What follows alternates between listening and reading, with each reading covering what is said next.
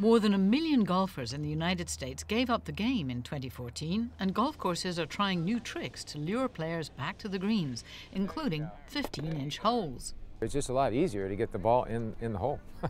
You just whack it. Yeah. Lloyd Porter is head golf pro at the Oaks North Golf Course in Rancho Bernardo. Look at that, look at that. All righty, absolutely. Where rather than the traditional 18 holes, the course is divided into 3 9-hole courses. It's something that's going across the country now to try to make golf easier and faster to play and to attract more new golfers. In today's busy world, it's easier to find 3 hours to play 9 holes than 5 hours or more to play a championship course. John McNair, president of Southern California's PGA, says the biggest decline is in golfers in their 20s and 30s. On a national stat, back about 13 years ago, about just shy of 12% of the population golfed. Today, it's about 8.8% of the population golf. Heading to the golf course first thing in the morning and reappearing again long after lunch just doesn't cut it anymore for today's fathers, McNair says. The role of the male in the family, the father figure, they're going to soccer games and doing more things with their children, which is a great thing.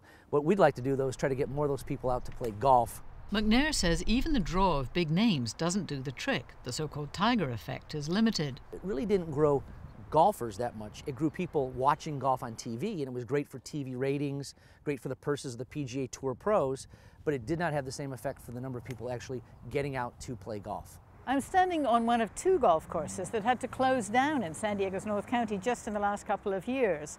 The San Luis Rey course was built in the 1960s, and it thrived as a golf resort for decades before it had to close down last year because it was losing money.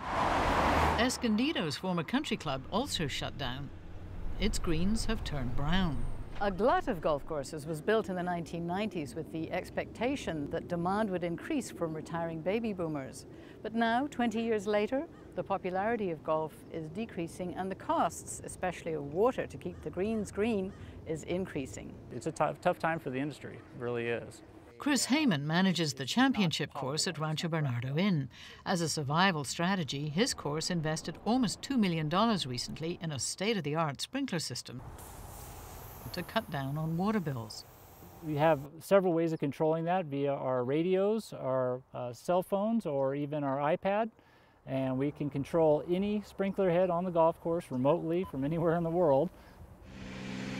And to keep the grass green in the cold season, we've gotten away from overseeding and gone to painting our fairways, as a lot of courses in San Diego County have done. A good example would be our first fairway here at Rancho Bernardo Inn. You can't tell it, but that's a painted fairway. Other golf courses have resorted to different strategies. Rancho Santa Fe, for example, took advantage of $1.6 million in rebates from the Metropolitan Water District to replace 18 acres of turf and pull up 84 trees. Good job! Excellent! But to keep the number of players from drying up, the PGA is starting off the next generation early. Oh, good job!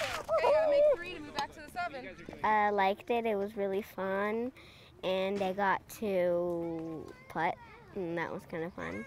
One of the things that we always do whenever we leave golf is shake hands. Good job, man. Calvin Holzenbach, aged 7, is already learning the finer points of golf sportsmanship after school. McNair says retiring baby boomers are keeping the game alive right now, and that's not a comforting thought. My biggest concern is if you fast forward 10, 20 years from now, when that demographic that isn't playing as much and has dropped quite a bit in the last decade, and the boomers aren't playing as much golf anymore or golf at all, that's when the big challenge could be coming about.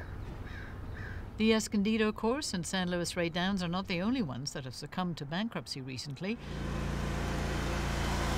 Some courses are bought up and revitalized, but McNair thinks that won't solve the long-term problems. We need more golf courses to close in order for the ones that are left to survive. He predicts 3 more golf courses in San Diego will close soon, though he won't say which ones. Alison St John, KPBS News.